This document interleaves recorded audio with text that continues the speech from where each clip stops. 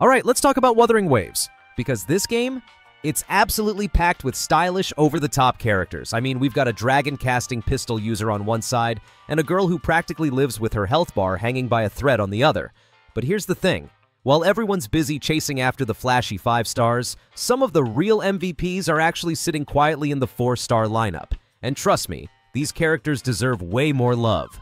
Today, we're diving into the best 4-star resonators in Wuthering Waves, the ones that punch way above their weight class. Whether you're exploring the stunning open world of Solaris or sweating your way up the Tower of Adversity, these characters bring insane synergy, flexibility, and some serious damage potential. So, if you're ready to build a team that doesn't just rely on 5-star powerhouses, you're in the right place. Let's get into it. I'm quickly moving on to the video. Before we start, if you enjoy these types of list videos, don't forget to like the video and subscribe. Enjoy watching! Next up on our list of the best 4-star characters in Wuthering Waves, we've got Taoki. And trust me, this is a character you shouldn't sleep on if you're into building teams that actually survive tough fights. Taoki is all about supporting the squad, and her main trick is giving everyone a super handy team-wide shield. That alone makes her valuable, but she doesn't stop there. Her outro buff is a game changer if you've got characters that rely heavily on their resonance skills. She literally boosts their skill damage just for swapping out, which is exactly the kind of low-effort, high-reward buff everyone loves. What really makes Taoki stand out, though, is her defensive utility. Whoever's holding her shield gets a solid DEF buff, so they're way harder to take down. Combine that with her ultimate, which scales off her defense, and you've got a support who doesn't even need crazy attack stats to do her job. That means you can stack energy regen and defense, turning her into a shield bot who's always ready to protect the team. She's not flashy, but she's ridiculously reliable, and sometimes that's exactly what you need. Now, I'll be honest, Taoki does have one big flaw, and that's her slow animations. She's not the fastest character in the game, and her clunky timing can feel awkward if you're used to snappier supports. But if your team is built around resonance skills, or you just want someone who can keep your DPS alive without babysitting, Taoki is a fantastic pick. She's easy to build, works in a ton of different comps, and fits right into that sweet spot of support that actually matters. If you're looking for value from a 4-star, Taoki's got it. Alright, let's talk about Chixia. And if you're the kind of player who loves non-stop action and big flashy numbers flying across your screen, this is your girl. Chixia is a fusion DPS, and she's all about speed and overwhelming firepower. Her whole deal revolves around these special thermobaric bullets that she passively generates, and once she's stocked up 30 of them, she can trigger her Daka mode. And yeah, it's exactly as wild as it sounds. In this state, she just unloads a ridiculous barrage of bullets that can shred through bosses faster than you'd expect from a 4-star. If you love seeing enemies melt under a rain of fire, Chixia delivers. But here's the catch. She's fragile. Chixia doesn't come with any built-in defensive tricks, so if you mess up a dodge or get caught off guard, you're in trouble. Worse still, if you get interrupted mid-Daka, that burst window is gone, and you have to rebuild those bullets all over again. So playing her is a bit of a balancing act. You need to be aggressive to make her shine, but careful enough to keep her from getting smacked around. It's the kind of playstyle that feels amazing once you get into the flow, but it can definitely be frustrating if you're too reckless. Where Chixia really pops off is in teams built to boost her skill damage. If you've got supports that buff fusion DMG or pump up her attack speed, her output gets even crazier. She might take a bit of practice to fully master, especially against enemies that love to interrupt your combos, but for players who like fast-paced, high-risk, high-reward gameplay, Chixia is one of the most fun 4-stars in Wuthering Waves. She's all about speed, firepower, and that satisfying feeling of completely overwhelming your enemies. If that sounds like your vibe, she's definitely worth building. Now let's talk about Alto. And trust me, this guy deserves a spot on your radar if you're building around Aero DPS characters.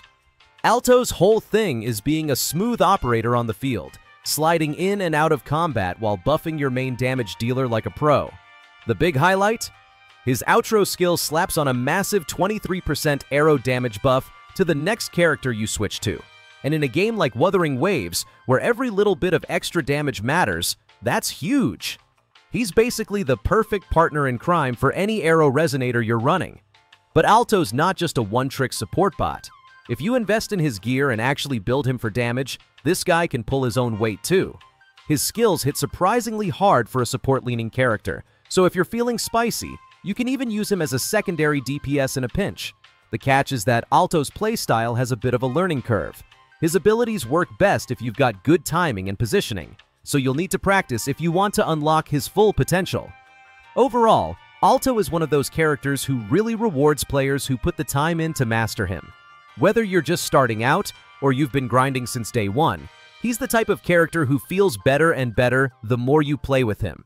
If you've got an arrow DPS you love, Alto is practically a must-pick. And even if you don't, he's still a super flexible sub-DPS who can fit into all kinds of team setups. Bottom line, don't sleep on Alto.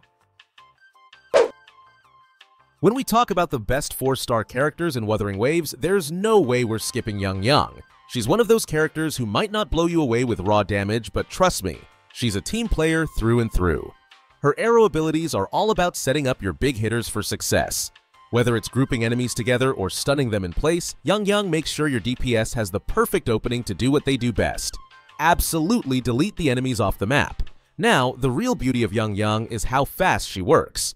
She's got this super quick concerto rotation, which means she jumps in, does her thing, and gets out in no time. You don't need to babysit her or keep her on the field for long. She's like that friend who helps you clean up after a party, but also brings pizza. Efficient and supportive all at once. Plus, the energy generation she brings is just the cherry on top, making your whole team's gameplay feel smoother. If you're looking for a flexible support who can fit into almost any team, Yang's your girl. She's not flashy, but she's reliable. And in a game like Wuthering Waves, that's worth its weight in gold. So if you pull her, don't sleep on her. Build her up, throw her into your rotation, and let her work her magic. Your main DPS will thank you later. Let's talk about Baizhi, because if you've spent any amount of time in Wuthering Waves, you've probably already met her. And honestly, you should be happy about that. Baizhi is one of those characters who just makes life easier, especially early on when you're still figuring out your team. She's a solid healer with a Glacio-based kit, and the best part? She actually does more than just healing. Baizhi also buffs your team's attack stats, which means she's pulling double duty without making you work too hard for it. What makes Baizhi really stand out though is how easy she is to use.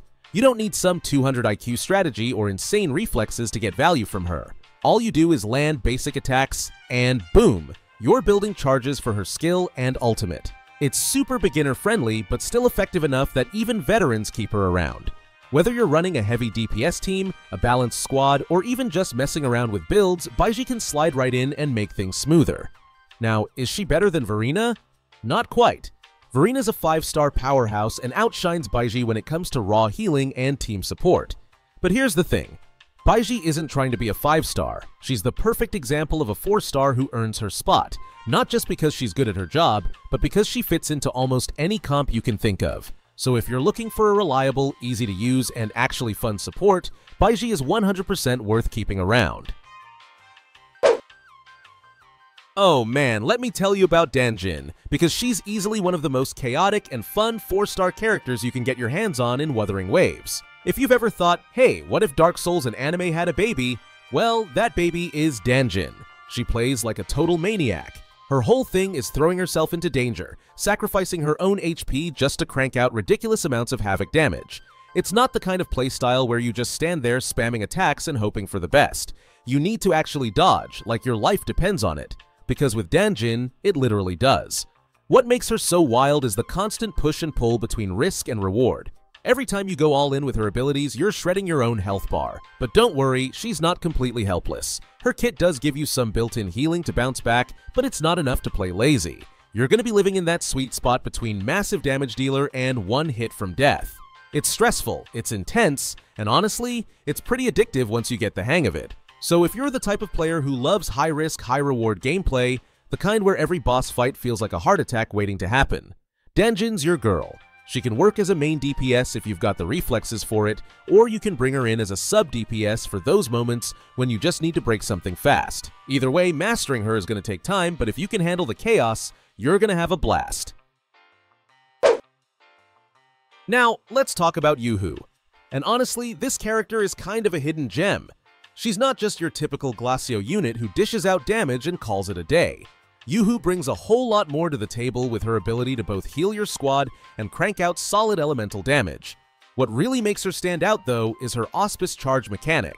If you manage to keep her charges flowing, Yoo-hoo turns into this all-in-one healer/buffer/damage dealer.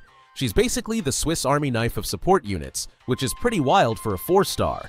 But the real kicker, Yoo-hoo has this crazy coordinated attack amplification ability, and this is where things get spicy. When her buffs are active, the next coordinated attack your team pulls off gets a massive 100% damage boost. That's a game changer, especially if you're running a team built around triggering those coordinated attacks as much as possible. And since that kind of synergy works in almost any comp, Yoo-hoo ends up fitting into tons of teams without feeling awkward or out of place. She's got the tools to shine in both quick swap and sustain teams, and that's something even a lot of 5-stars can't say. Now, to be fair, Yoo-hoo does ask for a bit more brainpower compared to someone like Baizhi. She's not the easiest character to master, since you need to juggle her charges, her buffs, and her healing all at once. But if you're down for a character that rewards good timing and smart gameplay, she's absolutely worth investing in. Whether you need emergency heals, a solid burst of Glacio damage, or a clutch coordinated attack buff, Yoo-hoo's got you covered. She's flexible, powerful, and easily one of the best 4-stars in Wuthering Waves right now. Alright, let's talk about Mortefi. And if you're sleeping on this guy, you're seriously missing out. Mortefi is easily one of the best 4-star units in Wuthering Waves, and it's all thanks to how well his kit fits into pretty much any team.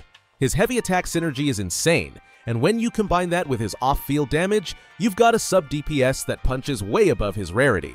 Plus, his concerto rotation is super fast, so you're not stuck waiting forever to swap him in and out. He's just smooth to play, and that's a big deal. What makes Mortefi even better is how beginner-friendly he is. You don't need to pull off crazy combos or memorize some giant flowchart of abilities to make him work.